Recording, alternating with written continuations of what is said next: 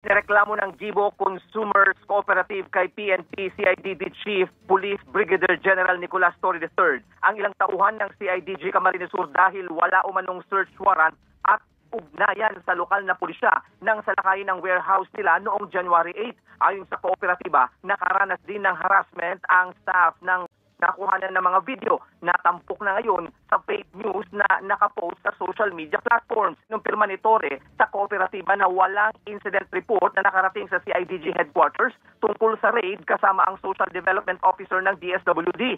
Muling iginiit ng kooperatiba na nakisuyo lang ang tanggapan ni 3rd District Representative Gabby Bortado na ma-stock sa warehouse ang higit 1,600 food packs dahil wala siyang mapag-imbakan na urong din nila ang pamimigay nito dahil nagpaulan ng shear line sa probinsya noong Disyembre. Samantala, hiniling na rin ng kooperatiba na tugisin ng PNP Anti-Cybercrime Group ang nasa likod ng fake news para papanagutin.